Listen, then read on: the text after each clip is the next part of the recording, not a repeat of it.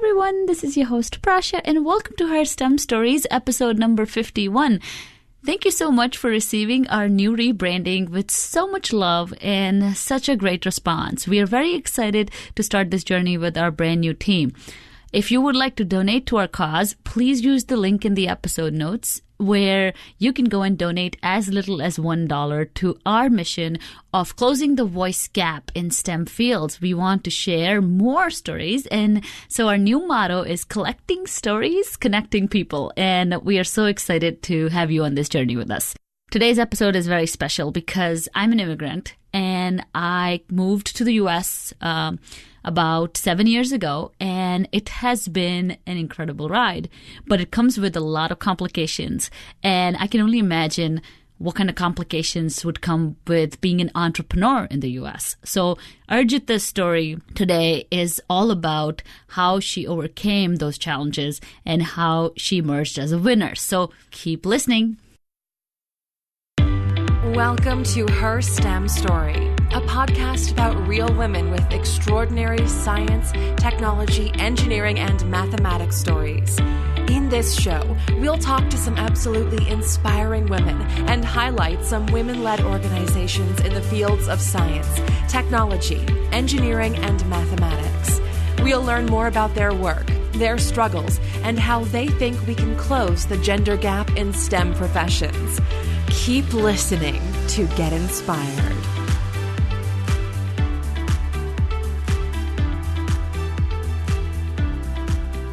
Being an entrepreneur is probably the hardest job in this world. And being an immigrant entrepreneur in the US is probably even more challenging.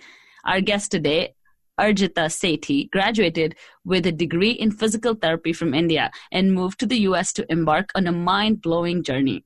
From starting her vocational school in India at age 16 to winning a startup competition sponsored by Elon Musk, Arjita has accomplished great success at a very young age. Let's talk to Arjita to learn more about her amazing STEM story. Hi, Arjita. Thank you for joining us. Hi, Prasha. Such a pleasure to be here. Oh, and your story is so fascinating. I'm super, super excited to learn more about you. Oh, I'm excited to share everything.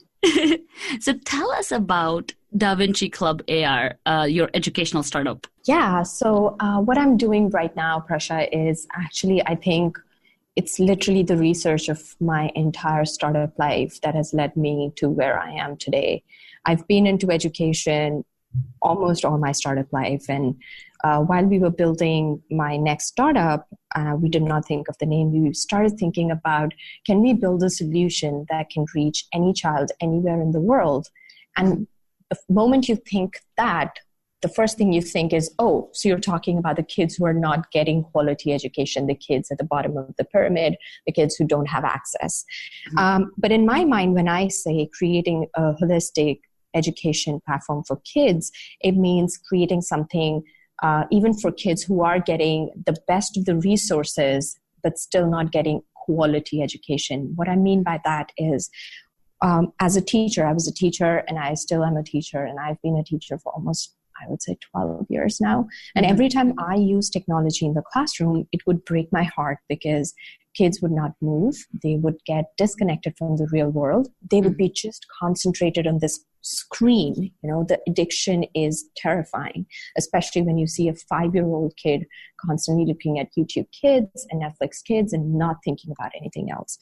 So on one side, you have this section where kids are not getting anything. And on the other side, you have this section where kids are getting all the devices, but not the good screen time. And that's when we started to think that we have to build something that is actually solving a problem for both these segments. So we built Da Vinci Club. Da Vinci Club is basically a social game that allows kids to move. So they have to physically move in their surroundings and unlock information around them. What essentially they do is they click pictures of things that are around them, and our algorithm recognizes what those things are. For example, if they take a picture of a chair, it recognizes it's a chair. It's going to tell them what it's made of, what are the products that go into building a chair, and then what are the famous chairs around the world. So it's a visual encyclopedia for which the kid can walk around and start unlocking information around them. Oh, that's awesome. And I think this is such a big, need right now, especially as you mentioned, like the good screen time, because technology is such a double-edged sword, right? So it's very refreshing. Oh, thank you. Thank you. And I think we need to start thinking about, I mean, we are way beyond the time when we think about only technology. We need to start thinking about conscious technology because we are seeing the side effects of what this technology is doing already. Definitely. And I think the more and more we kind of, get more conscious about technology, the better technology we can develop and, mitigate all the risk that's kind of involved with some of this, AI and stuff like that. There's a lot at risk. That's for sure. Yes. So you have a very interesting, career path. So tell us a little bit about how did you transition from physical therapy into teaching 400 women at Google's Women Tech Makers in San Francisco? Yes, it's been a ride, I would say. But so I was in high school. I was 16, and my mom was running this school, a vocational school. So in India, as you might be aware, Prasha, there's this huge problem of unemployment. And the problem is not in education. People have degrees, but they're still not getting jobs. And even if jobs are available, people would go qualified engineers and teachers. They would go and not be able to present in interviews because they don't know English. English is such a disconnecting or connecting factor in India that my mom started this school in India. And when I was 16, I told her, okay, I want to join you in this because I technically have no clue what I want to do. I was a medical student, but I was not really passionate about that. And again, that opens up a whole can of worms around, how education is not really exciting, especially when it comes to STEM. But I'm not going to open up that can right now.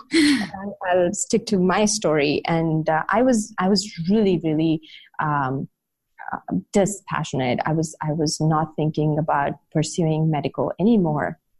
And I told my mom, can I be your co-founder? And she said, that's great, but it's going to be tough.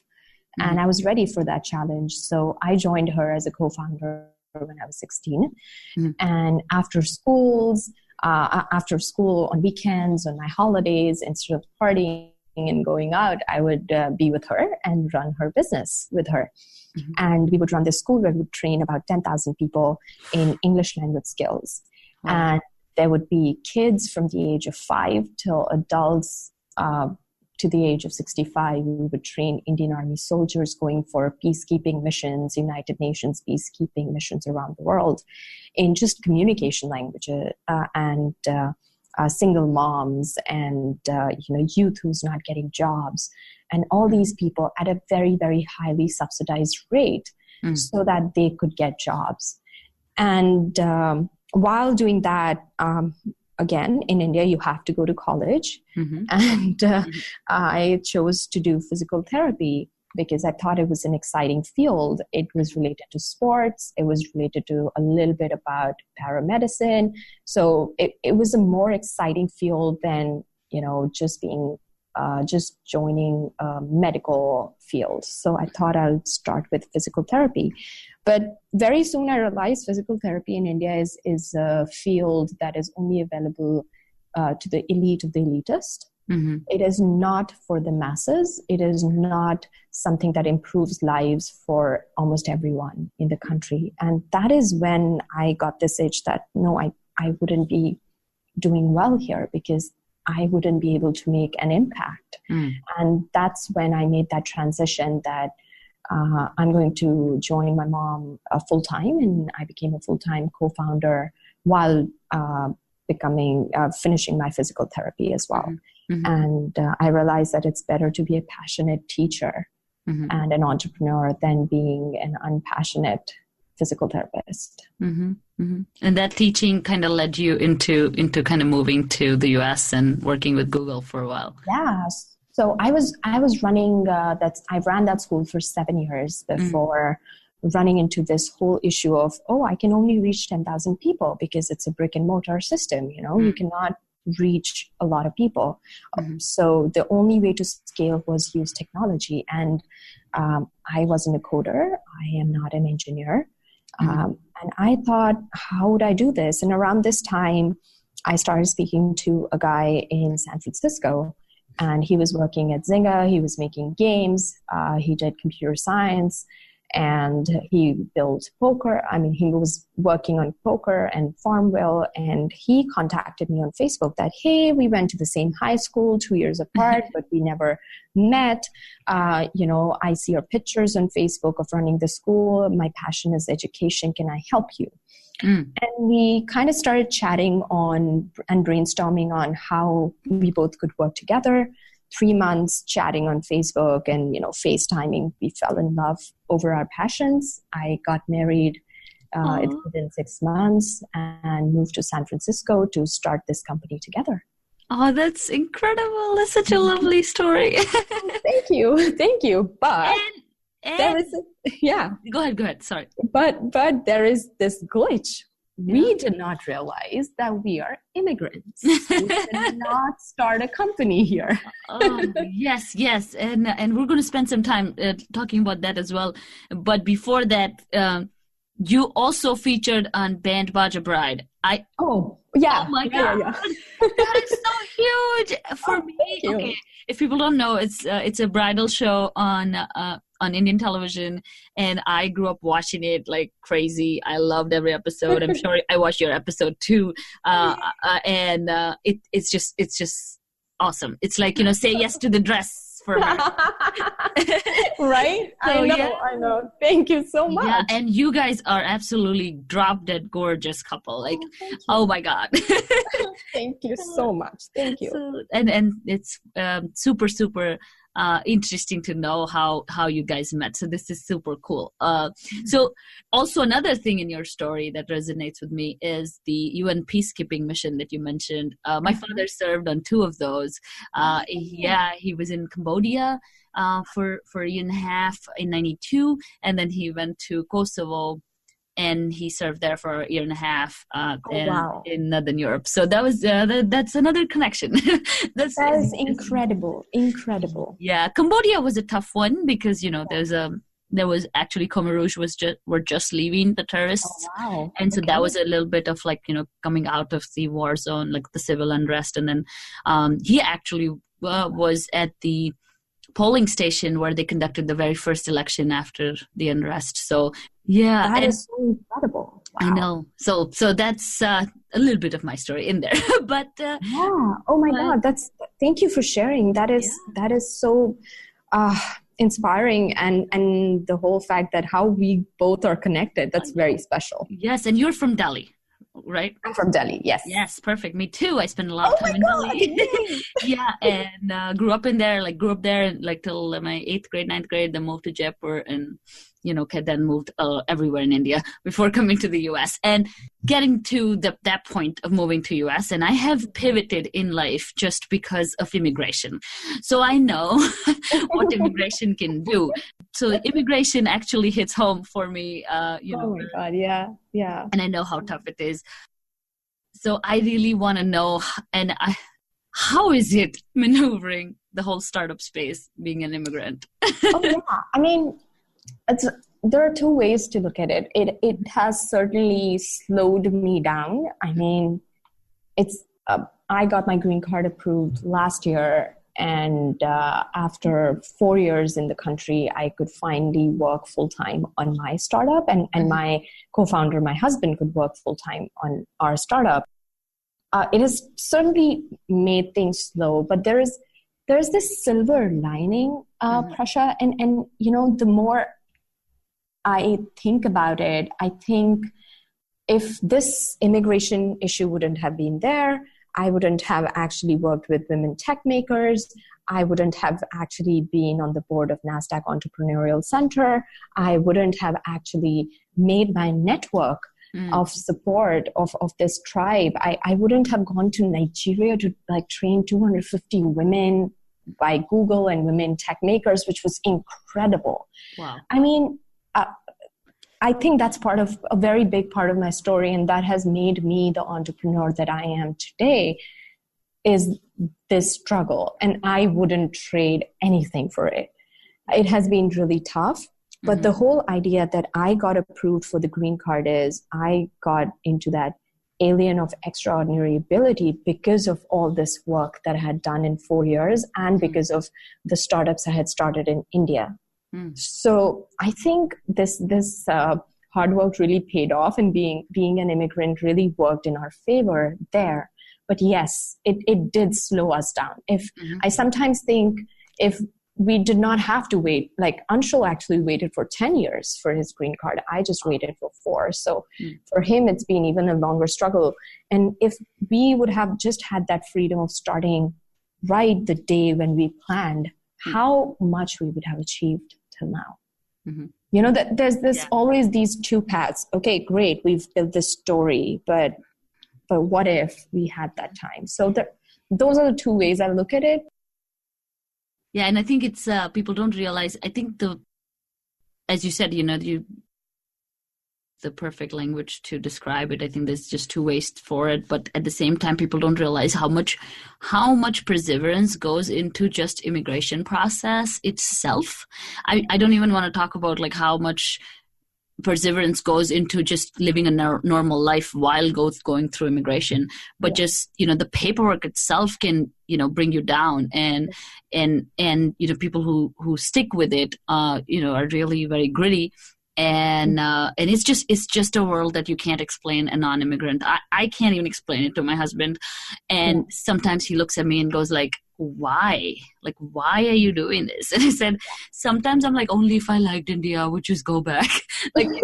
Sometimes it used to be that bad at that time. And I was like, with H1 and I didn't get the lottery the first 2 times, and I had the third time, and it was just a big mess. So it gets to you. It definitely holds your life. Like it's like you don't have a life because you're so busy. And I see couples in my circle who are, living apart from each other. They're trying to get their, visas done. And, it's years and years before they finally will be able to say, whew, I'm all set, and I don't know about you, but every time I used to re-enter the US on my visa, I would be so scared. I would be like, will they let me in? Will they let me in?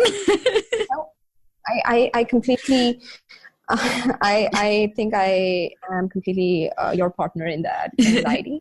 And not just that, every time now we are building a global business and we have to travel so much. I travel probably at least minimum 10 times a year internationally because our work is in Asia, our work is in Europe, our work is in Africa, Latin America, everywhere. And just the fact that I have to give a call to my lawyer every time I go out and, kind of understand what complexity I am putting or jeopardizing my entire living here is so different. I mean, things like simple things like we are living in an apartment in San Francisco, and a lot of people said, oh, why are you living in this apartment? You can move it to a cheaper apartment. But the whole thing is I don't want to change my address till the time I don't get my green card, because what if they lose my paperwork? But nobody's going to understand that. For even to explain this to probably an investor or probably an employee that this is something I'm giving out from my savings so that I don't have to, so that there's no mistake. By mistake, they don't say, they sent you something in mail and you missed the deadline. And those are those little things that sometimes I feel, there would be there's already so much stress of running a company. I wish this wasn't there. Yeah, that's probably at top of it. Yeah, exactly. I mean, there are simple things of, you have to plan your travel months in advance. Start traveling. I cannot just get up and go and travel to Europe, even though I have business there. So, those are the complexities as an immigrant, and so much money you end up spending. It's crazy. I know. And it happened to me, we had to go to Italy for work, and everyone was like, obviously everyone who's an American citizen, they're like, oh, see you in Italy. And I'm like, wait a minute, I need to get a visa. And I was told, very last minute, and I'm not kidding. I went to Boston. I went to New York, and they said, oh, you're at the wrong consulate. And I'm like, oh my God. So I go to Boston, and then it was just a mess. So I was telling my boss, and I said, next time you think that I have equal opportunities, think twice, because this is what it means for us. This is why it's harder. Not that we're saying that, you have to pity on us or, do something different, but, be mindful that, these are the struggles that someone faces. And I'm not kidding. Like, my whole headquarters was mind blown that how much I had to do to just go to Italy, which, people are like, they don't even think about it. They're like, sure. And my husband is like, if I were you, I would never do all this. And I said, that's called opportunity. That's called privilege. I said, I don't have it. In the sense that I'm going to go after every opportunity that comes my way. I can't afford to miss a single one because of working hard, Absolutely. And people who are here who are, who have not probably had those challenges, or who don't know what it means to have those opportunities, can choose and pick and cherry pick what they want, and we may not have that much flexibility. So, so immigration is an interesting, whole scenario. So I can't wait for my U.S. passport. And all right, me too. I'm almost 4 years away from that. Yeah, you can apply for it, but I tell my husband, oh my God, you scouted the right girl in India to get you the green card. I joke with him all the time. He's like, yeah, see, I knew how to pick the right person. I wasn't eligible for that category, but you were, and I found you. I'm like, yeah sure. Isn't that so powerful? I know someone, they're doing the same, but the wife's getting the green card, and the husband is going to get it because of them.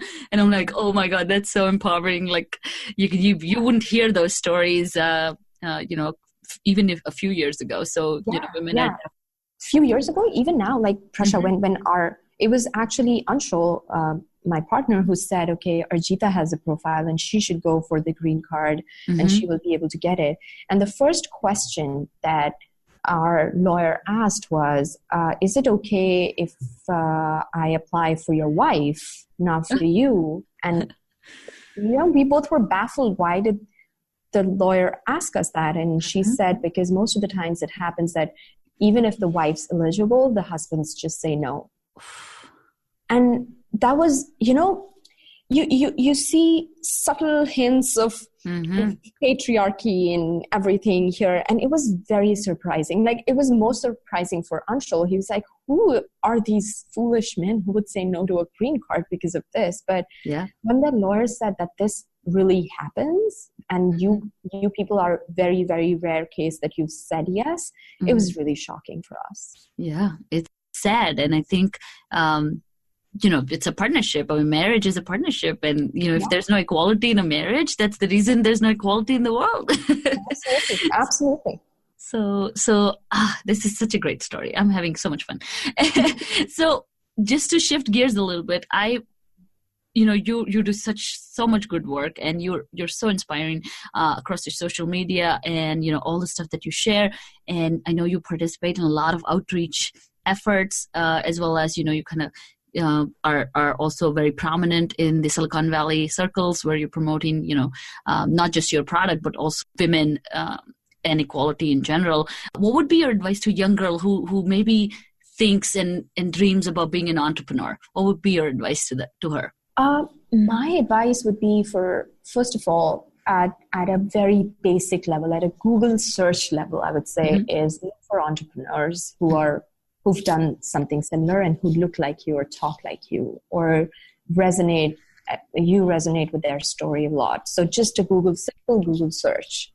And then the next step would be LinkedIn. Go on to LinkedIn and try to connect with them. And third would be send them a message to have a quick coffee and talk about your passion. I mean, that's literally how I started Prasha. I would send an email or a LinkedIn request to everyone. I would add everyone who I thought would understand or listen to my story. And I do the same thing with the other young girls or women who come to the Silicon Valley and who have issues sometimes with the visa, or they are in middle of, finding a co-founder. How do you do that? Or figuring out, oh my God, this is Silicon Valley. I'm not a technical co-founder because I'm not a technical co-founder. How do you navigate that? So I think that is a very powerful field, especially the women in this field are so open to chatting and talking and giving an advice and mentoring that I think it's literally a Google search away. That go ahead, find who really inspires you. I mean, 2 days ago, we heard that Rent the Runway just became $1 billion. Yeah, I saw that. It is unbelievable. A few years ago, Stitch Fix went public. I mean, it's just becoming so normal for women to be an equal entrepreneur, and I just feel it's literally a message away. And even if somebody doesn't respond to you, move on, get on to the next one. Check out resources. I think Instagram has become such a media platform. I know. You can find what you're looking for literally with a hashtag. Like outlets like you are doing this podcast. I think this is such a low-hanging fruit for anyone. You have a smart device, you can listen to the story and you can connect with this person. So it has literally brought the world together. I remember when my mom started her business, there was no such thing. Who would she connect to? Whom would she ever talk to about her struggles? So any girl out there, I would say start building your network. Today, the men lead the world because they have a network. They have someone to rely on, support them in any way possible. So build that network. I have that network, and it is because of them that, I get these opportunities. That's such a great advice. I think people underestimate the value of simple tools like LinkedIn and Instagram, and follow. Also some people and kids generally follow wrong content, and and I think that brings us kind of full circle to your product as well, which is good screen time. Be more mindful with what you're following and what's coming up and showing up on your feed, because very likely that's what's going to show up in your life. Absolutely. Literally, it's what you're going to think. It's what you're going to do in your life. So very rightly said, Prasha.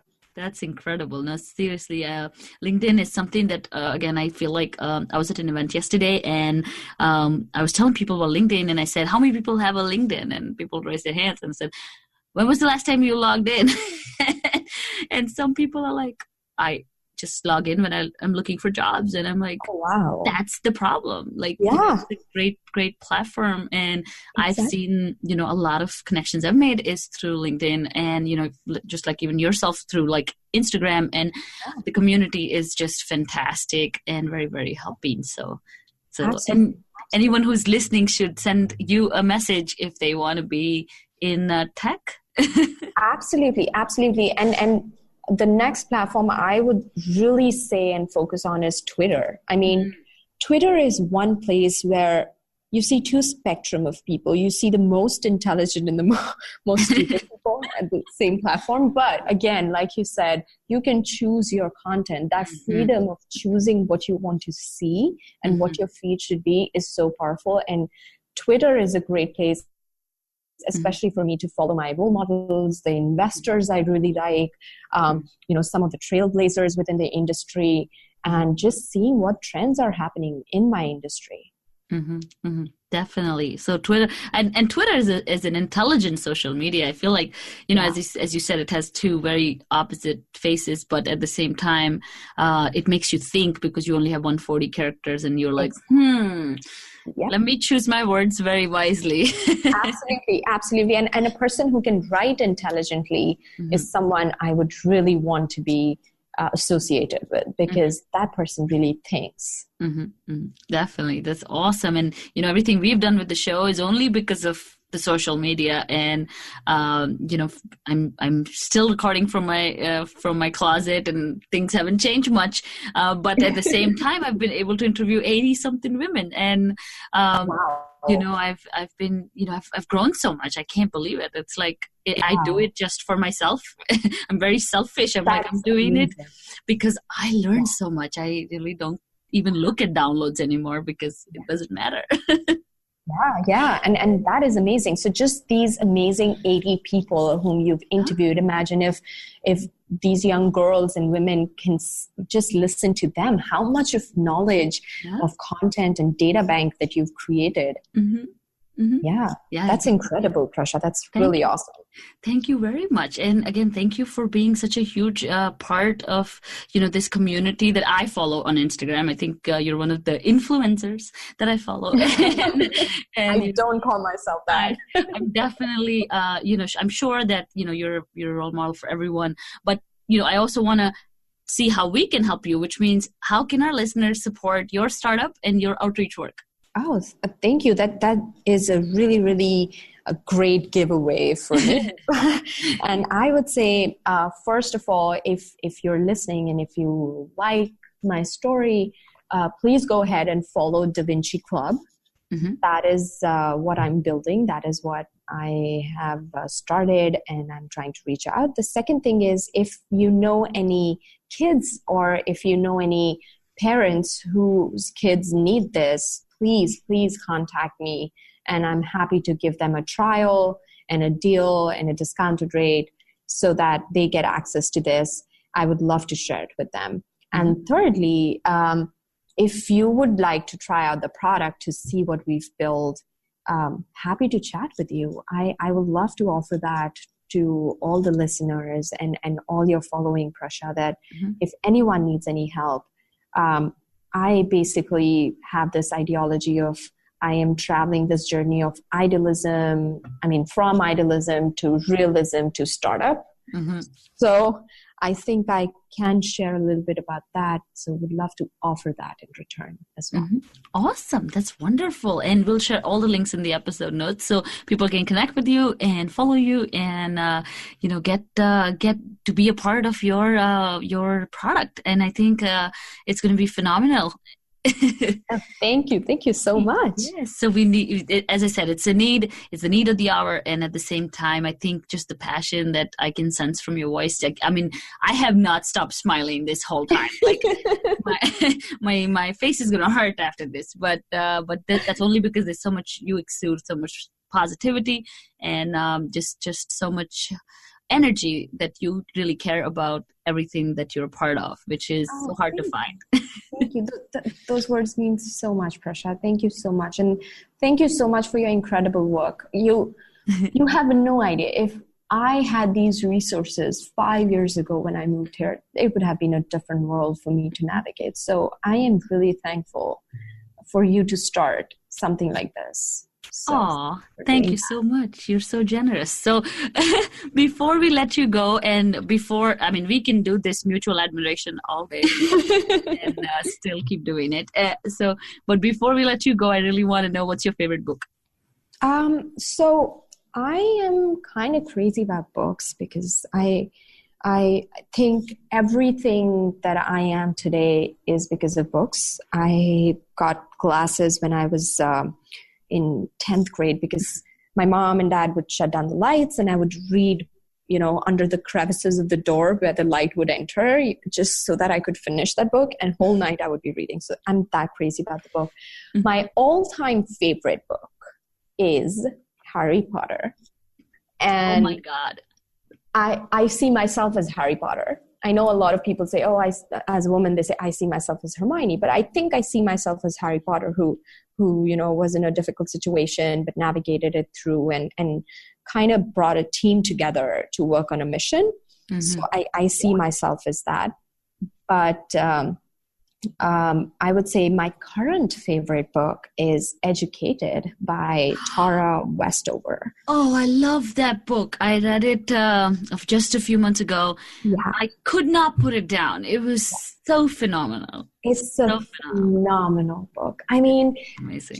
Just imagine what what education can make you do. It can make you think and question, and question your own beliefs, and that is pretty phenomenal, I feel. Yeah. And the last book that I would like to mention is the book actually by which Da Vinci Club has been inspired from. And it is called The Diamond Age by Neil Stephenson. And it is about this book where they talk about this technology that gets into the hand of this poor girl, and she is able to change her life because she gets educated through that technology. Oh, that's awesome. I have to read that one. Yeah, that is an amazing, amazing science fiction book. So those are my 3 books, I would say. That's okay. That's okay. 1 or 3 doesn't matter, and all of them are great. Harry Potter has definitely been the most favorite for all our guests. I think that's the book that most of the people say that their favorite. Educated is my favorite book, and I think it is definitely. It has a background music. Like when you're reading it, there was constant like music playing in my ears. Like I'm like, oh, this is like a movie. Like I was up till like 3 a.m. like trying to finish this book. It was fantastic. And the third one is a great book for me to read next. That's awesome. So perfect. Thank you so much, Arjita, for your time and for all the great work you're doing.